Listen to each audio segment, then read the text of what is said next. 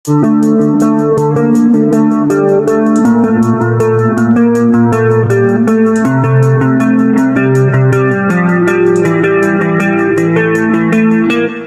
selesai kasus Praka AKG, kini Parada YW yang ditangkap terkait kasus penjualan amunisi. Sebelum lanjut, pasang rompi anti peluru kalian, siapkan senjata, pasang amunisi, dan putar intronya, bos.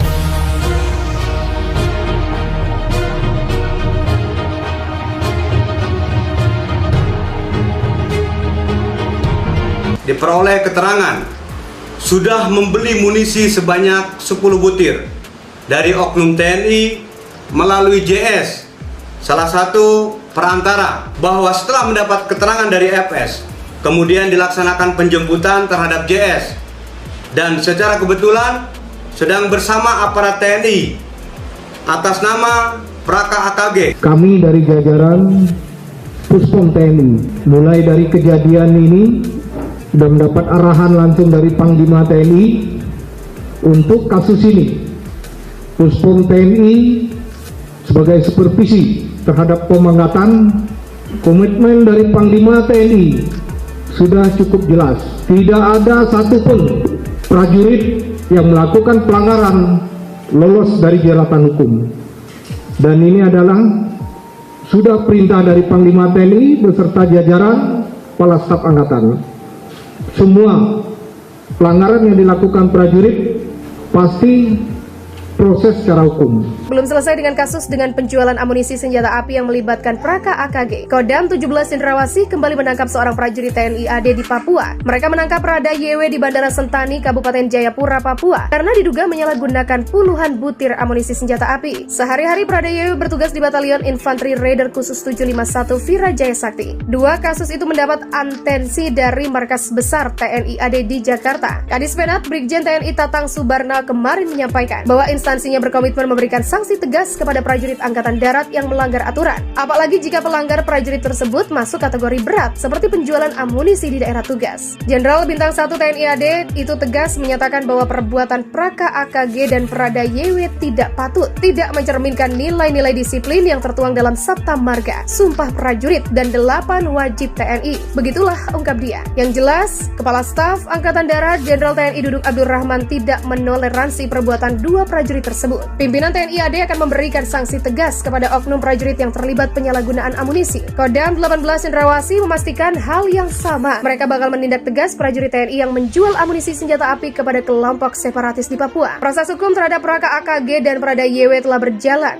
Keduanya diamankan personil polisi militer Kodam Cendrawasih. Saat dihubungi Jawa Pos, Kepala Penerangan Kodam 17 Cendrawasih Letkol Kav Herman Taryaman menyampaikan, aksi Praka AKG diketahui dari pengembangan penangkapan kasus pembacokan warga di distrik Sugapa, Intan Jaya. FS merupakan salah satu anggota KST yang diburu aparat TNI dan Polri.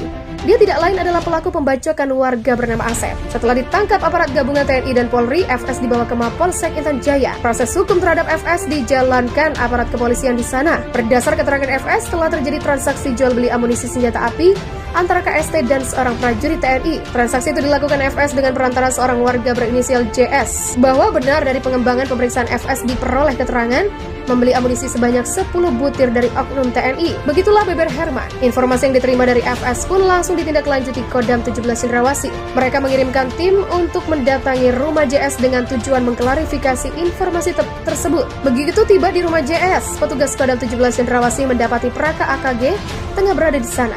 Petugas pun langsung menanyai Praka AKG, hasilnya diketahui Praka AKG merupakan personel Satuan Tugas Aparat Teritorial Kodim Persiapan Intan Jaya. Saat dimintai keterangan, JS mengakui telah menerima titipan amunisi kaliber 5,56 mm sebanyak 10 butir dari Praka AKG. Amunisi itu lantas diserahkan kepada FS dan penyerahan dilakukan secara bertahap 2 kali. Kepada petugas dari Kodam 17, Praka AKG tidak mengelak dan berusaha menyangkal perbuatan yang dilakukan. Praka AKG juga membenarkan bahwa amunisi itu dijual kepada anggota KST.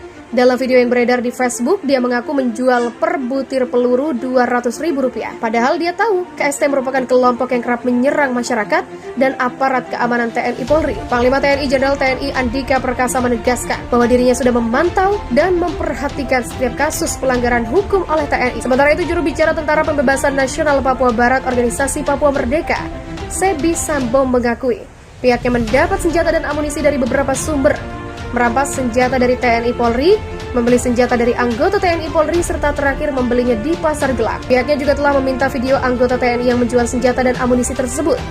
Dalam video itu tampak dilakukan interogasi terpisah.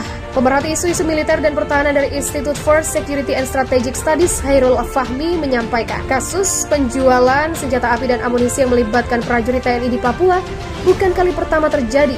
Banyak aspek yang dapat mempengaruhi. Prajurit yang memiliki kebiasaan kurang disiplin dalam aktivitas di luar kedinasan cenderung berani melakukan praktik buruk. Mereka berpotensi melanggar pelanggaran disiplin hingga perbuatan melawan hukum.